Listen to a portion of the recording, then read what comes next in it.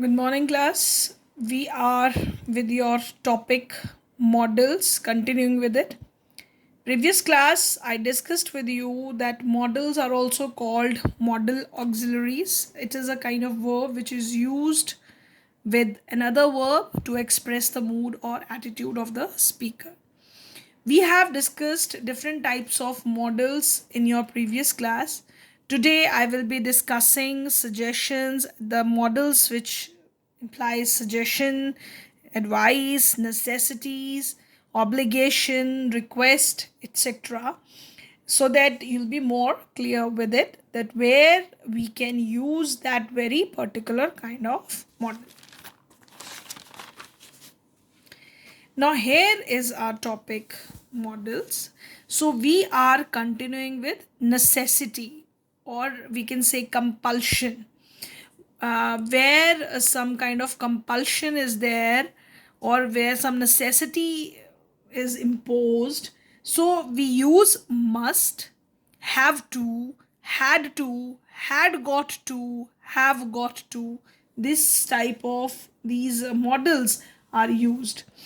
Now, first, I'm talking about must or have to. Basically, when we use this model must or have to, that expresses necessity or compulsion. We can also use them interchangeably. It's not necessary that wherever we are using must, we should use must.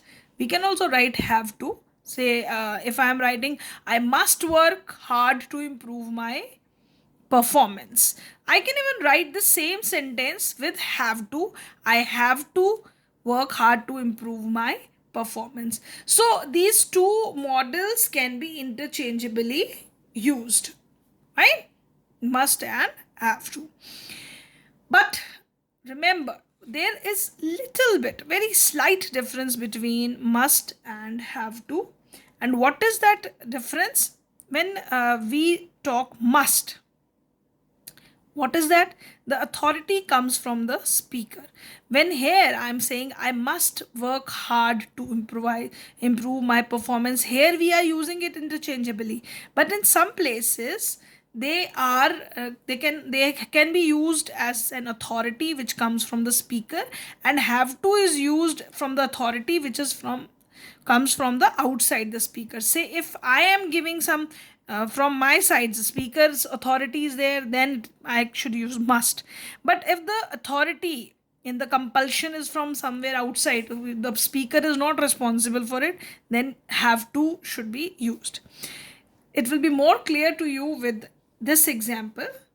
You must be in your seat by 6. So who is insisting for that? The speaker. I insist that you must be in your seat.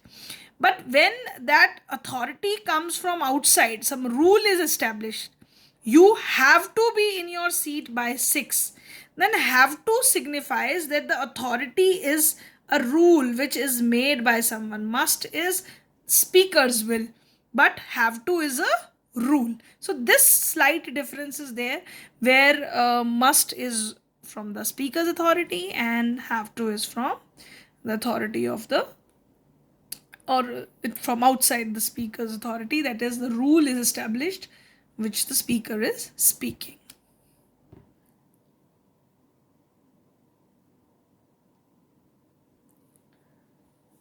Suggestion, advice, and duty. Now, it is an obligation. When we are saying about suggestion, advice, and duty, we use should and ought to.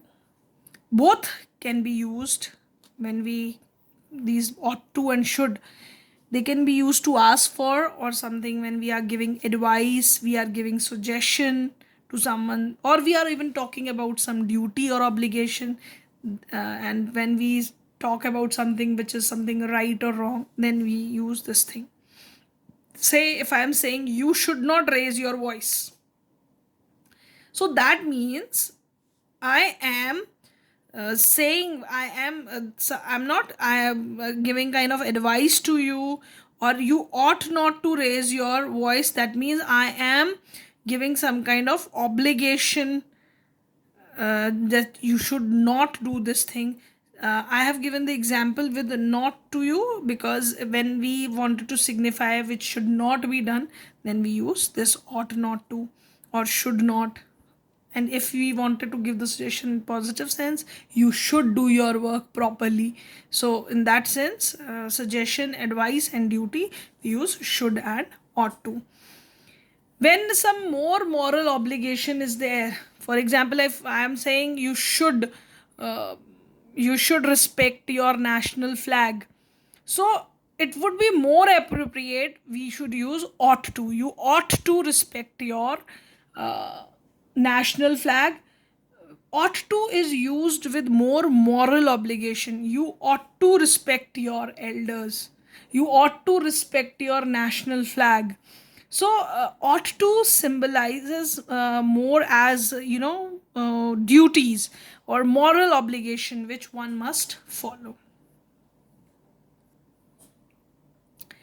Next kind of this models which we are using for requests, that is can, could, will, would. Can and could, when we wanted to ask for something, we use can and could. Can I have a glass of water? Could I see that pen, please? But could is more polite. Could is considered more polite than can. So when you wanted to make some kind of request which should be more polite, you should be using could. Can is also right, but if you are writing a sentence like that where you wanted to show some more politeness, could can be used. Similarly, when we ask for something, someone to do something, then also we can use can, could, will, would. Can you give me a lift to the market? So here the person is asking for the question. So this can is used like that. Or you can, if you wanted to be more polite, could you please give me a lift to the market? So could can be used in place of can. It signifies more politeness.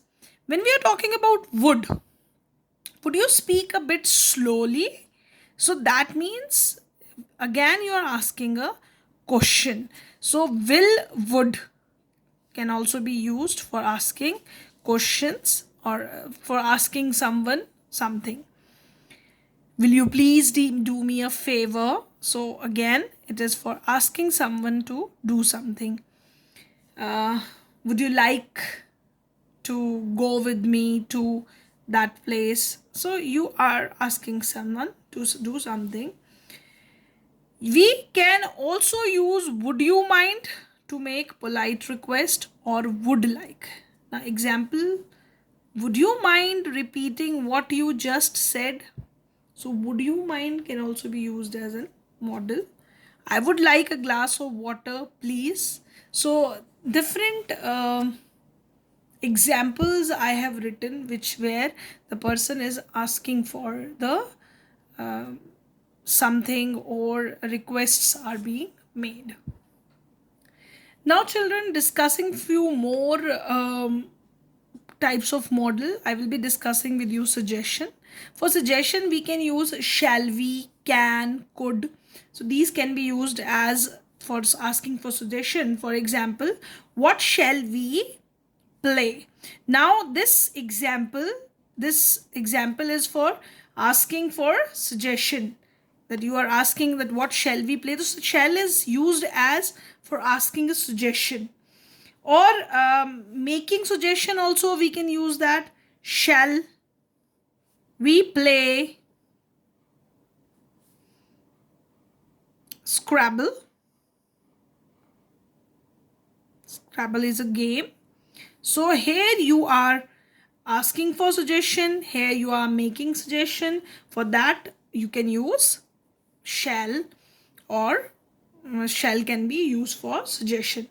Can and could can also be used for suggestions. When we say you can watch, say the suggestion is you can watch the cricket match. So can is here used as for making the suggestion that you can watch the cricket match. So there can is used. So this way we can use you have seen that can and could are also used as with some different kind of suggestions, or with some asking for permission or for requests. So it's not necessary that same model cannot be used in a different way, but the model refers the way, the sense, in the sense which it is used.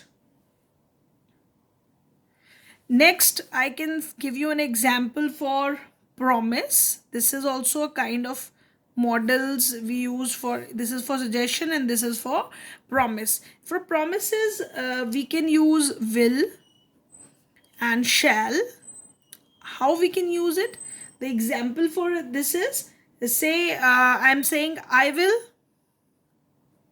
stand by you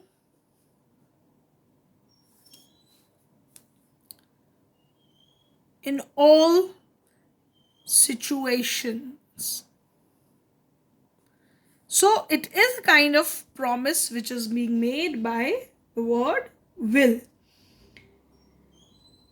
So this kind of words will and shall can be used for making promises. Same way for making wishes, we use wish for wishing. Models are used is may. How we use this model?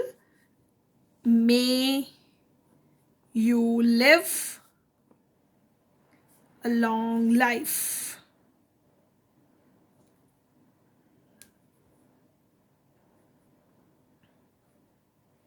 So it is an expression sentence. We also write expressions like that. May you live a long life. So it is a kind of a wish. So we use it. May you live long. May you get well soon. So may can be used for making wish.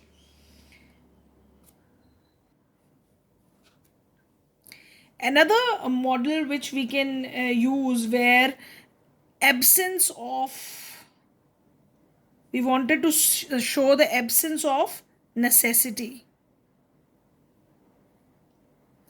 What kind of models we can use in this?